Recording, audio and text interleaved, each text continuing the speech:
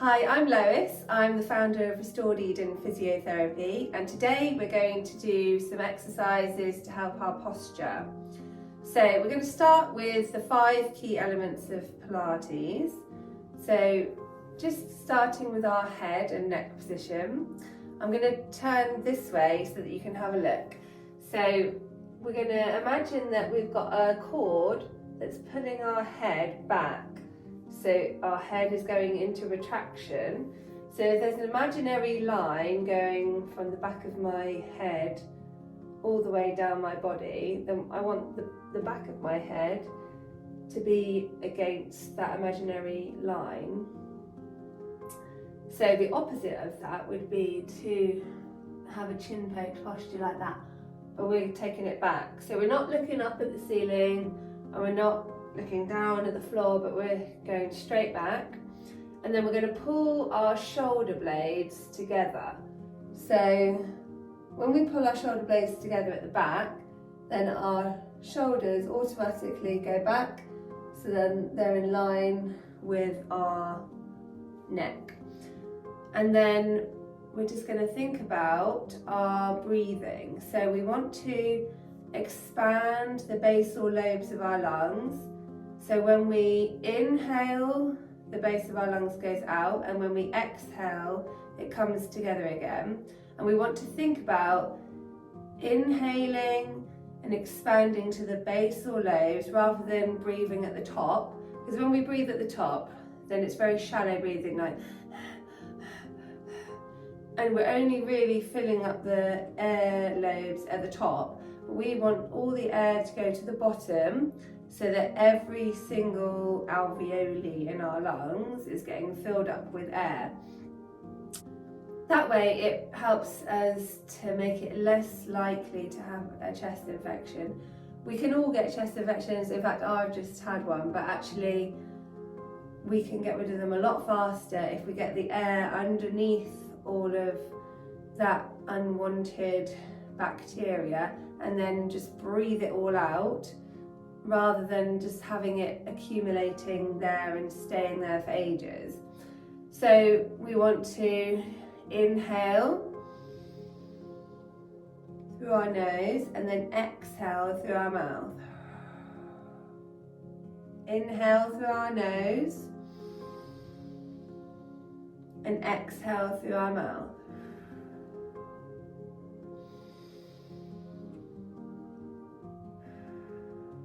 And then while we're doing that, we want to think about our rib cage drawing down towards our hips.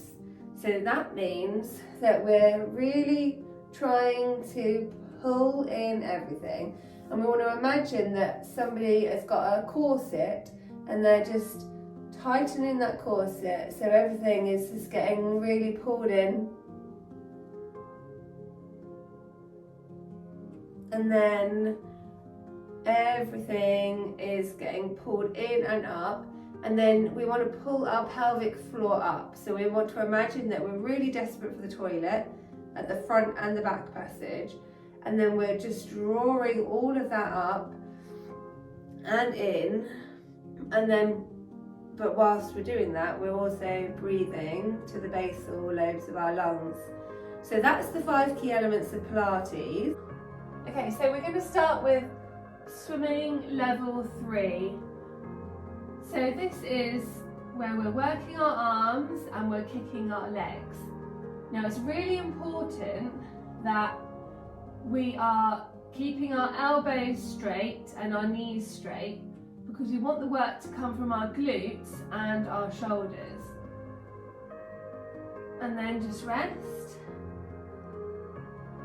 And then start again. So we're lifting our head away from the floor as far as possible. Imagine it, the floor has got a fire and you're trying to get your head away from the floor. And this is mobilizing our shoulders. If you've got quite hunched shoulders, then you're going to find this difficult, because it's difficult to get your hands off the floor away from gravity. But that's why it's good for your posture, because you're trying to pull away from the straight line. If you imagine the floor was a wall, then if you're really hunched over, then you're going to be like that. So somebody that's really hunched over is going to actually be like this, and then struggle to get their arms on the floor. So so these exercises are really good for you, but you might really struggle to do them, and if you are really struggling, I would advise you to go to see a physio, because it might be that you need to have your thoracic spine mobilised, or your shoulders might be really stiff, and it's different. There's so many different scenarios that you could possibly have that you would benefit from having an assessment. But if you've got the full range of movement, but you just feel like you're doing a lot of slumping, although people say you need to sit up straight and you need to think about your posture when you're working, which is true, if you don't have the strength to hold your posture up, then you're not going to have good posture. Posture comes from strength, and strength comes from doing exercise. Okay, so that was swimming level 3. Now we're going to do W raise. So we're going to have 90 degrees at our shoulders and 90 degrees at our elbows. And then we're going to kick our legs and pull our shoulder blades together at the back. So my hands and elbows are the same height and they're parallel to the floor, but I'm just taking them further and closer towards the floor. But my shoulder blades are the main thing that I'm squeezing together, and I'm working my rhomboids at the back. So the rhomboids are the muscles in between the shoulder blades and the spine. And then just rest. And again. So if we can work our rhomboids, then we will be able to pull our shoulder blades together at the back, which is the way that we can get good posture. And then relax. And then let's do that again. So basically all of these posture exercises are to do with pulling backwards. So also if you're in the gym and then you can do any pulling kind of action like you would do on pull day, then that is going to help your posture as well. So we're kicking our legs at the same time, because that means that we're working our glutes and we're working our back. So we're really having to work our back, and working our back muscles is all going to help us with our posture. Okay, so we're just going to relax and then just stretch out, because that's quite difficult. So we just want to stretch our shoulders.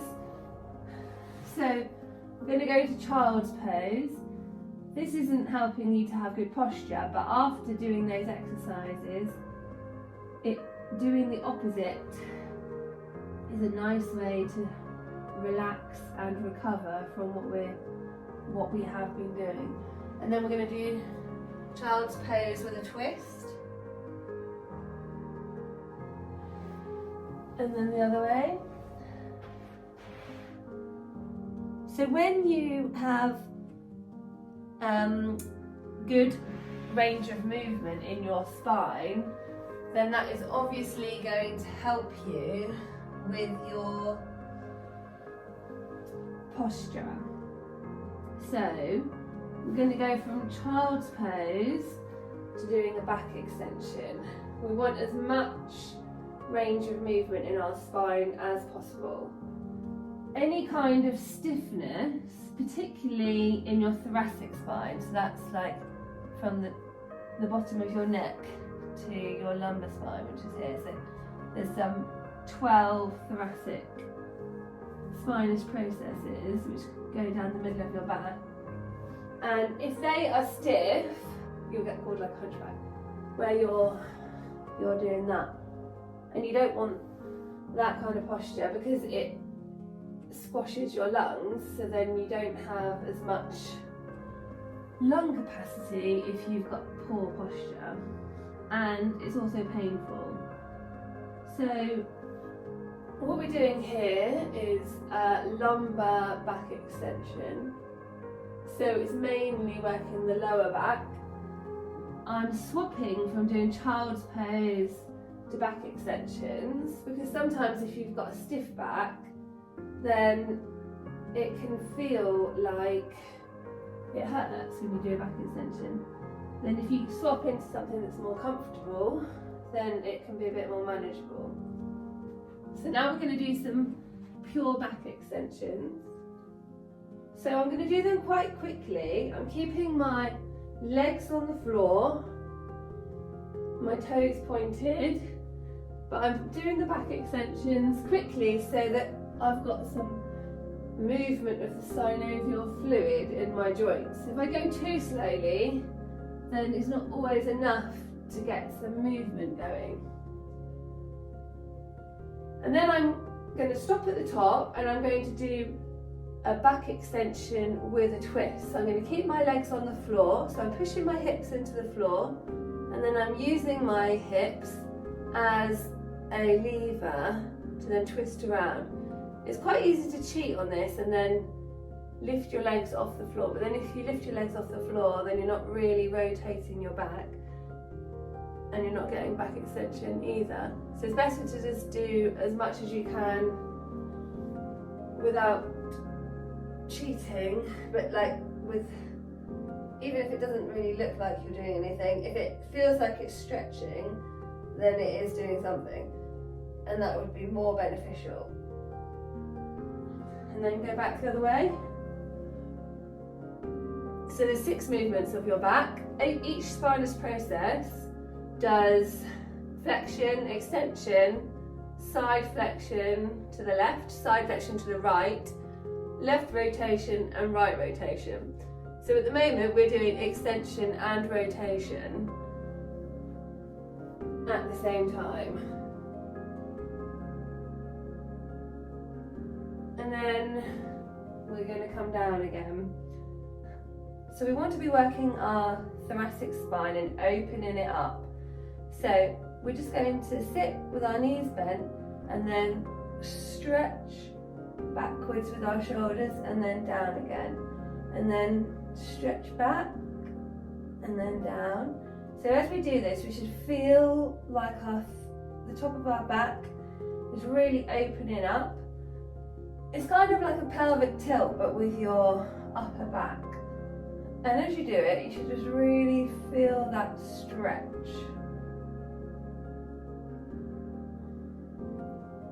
And then we're going to lie back, and then from there, we're going to do a crab.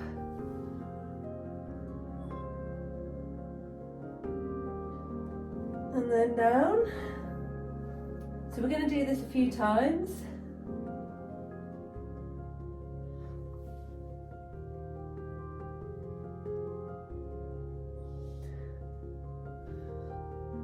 If you find this difficult, then you can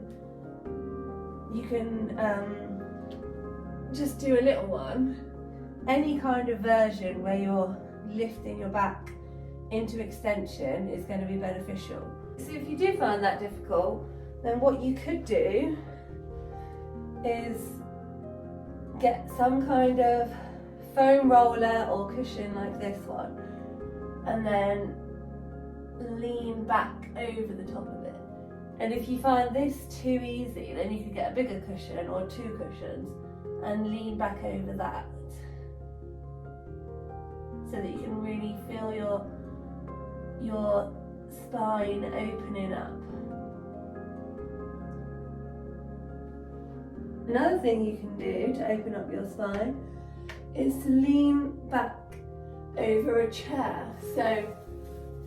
So when I'm sitting on a chair, the main part of my back, which could hunch over, is where the chair meets my back.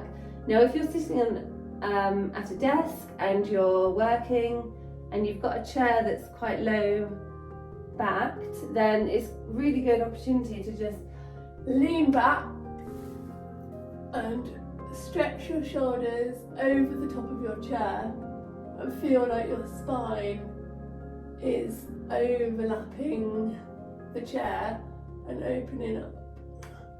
And then you can sit forwards, and then you can do it again. And then sit forwards, and then do it again. So we want to work our back, and we want to be able to open it up and then close it down and just have a back that feels like it can move fluidly. So now we're going to do some bridging. So we're going to pelvic tilt backwards. So posteriorly tilt our pelvis backwards and then lift up one spinous process at a time and then come down again. So tilting our pelvis backwards towards the floor and then lifting up one spinous process at a time and then back down again. And then up and then down. So let's cross our arms. So we want a straight line between our shoulder and our knees.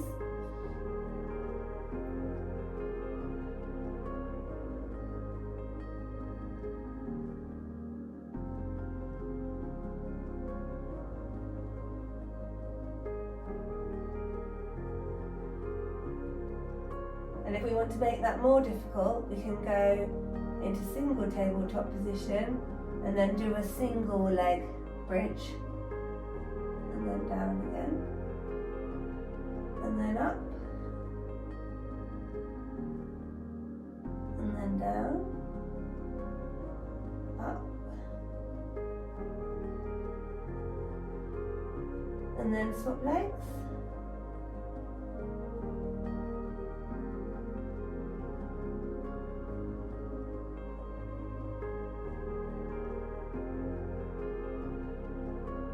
So as I do this, I can feel the movement in my spine.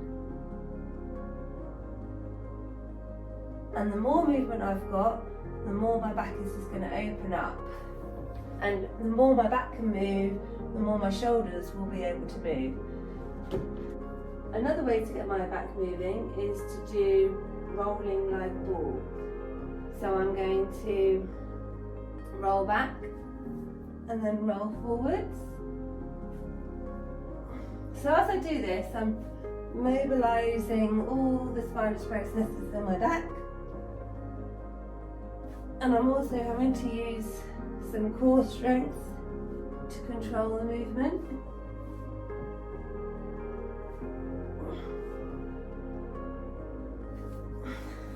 And then I'm going to go all the way over with my legs, so I can really lean on my thoracic spine and feel the pressure below my shoulders, which is a good thing. And take my legs apart and together. So we're going to do one leg kick now, and one leg kick is helping us to stretch our quadricep muscles and our hip flexors. So we're pushing our hips into the ground and then lifting our knee off the floor as we try to kick our bottom with our foot. So one of the quadricep muscles, the rectus femoris, is attached at the top of our hip, and then they're all attached below our knee.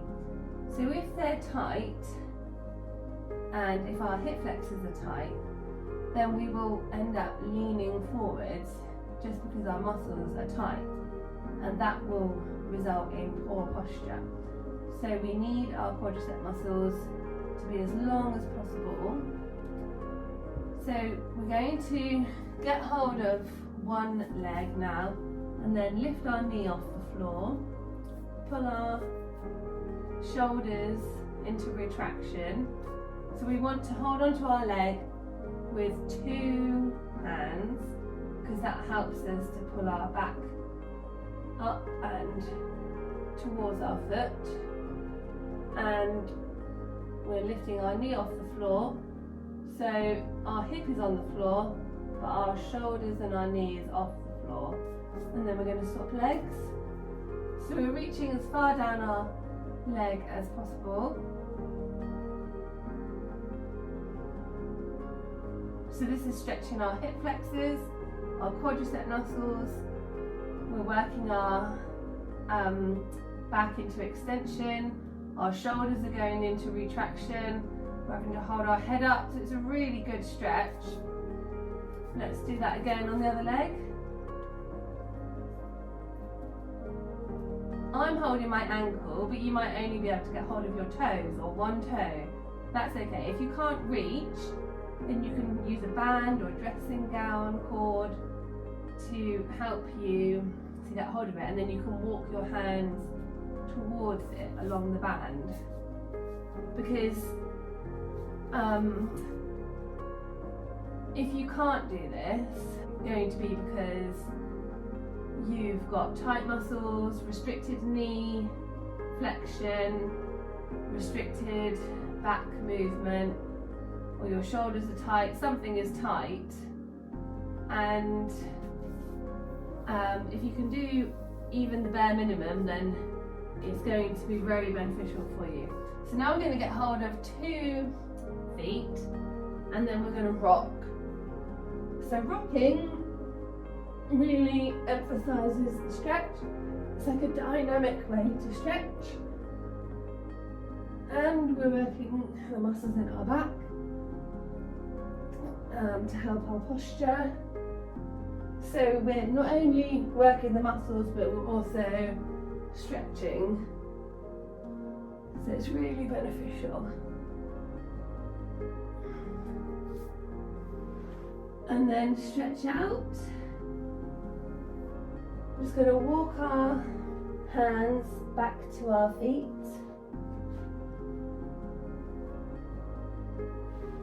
And then roll up, 1, back up, tucking our tailbone under, stacking 1 segment at a time,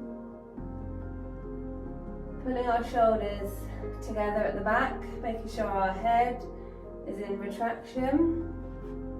Thank you so much for joining me today. Please subscribe on the link below for more Pilates videos. Thank you, goodbye.